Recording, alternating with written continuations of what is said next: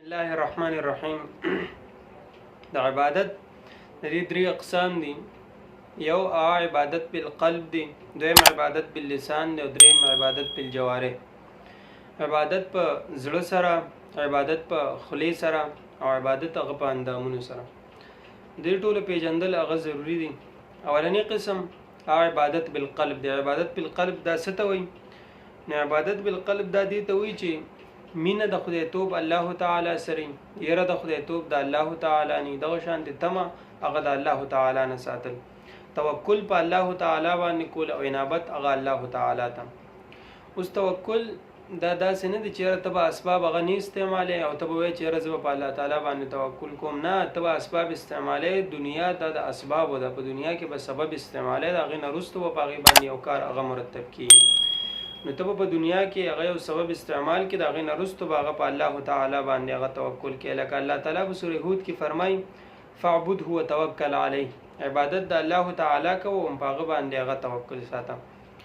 دارنګې دویم قسم عبادت باللسان دی، عبادت په ژبه باندې. عبادت باللسان دا څه ته وایي؟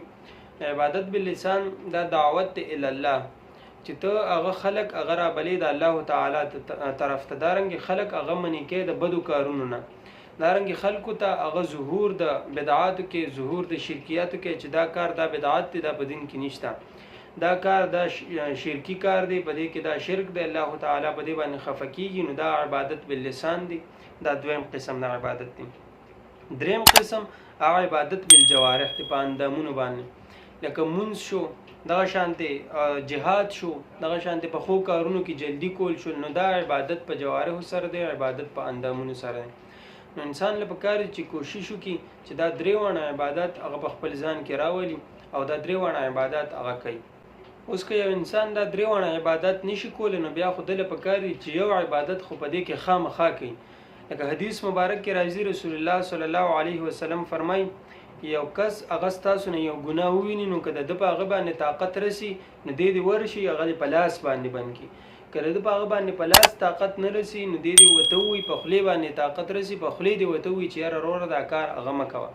اوس که د ده په لاس او په خولې په دې دواړو باندې په هغه وس نه رسي، نو په دې کې هغه په زړه کې د الله تعالی دپاره هغه بغض وساتي د هغه سره، او دا هغه چې کومه ښکته درجه ده، نو دا د ایمان ده.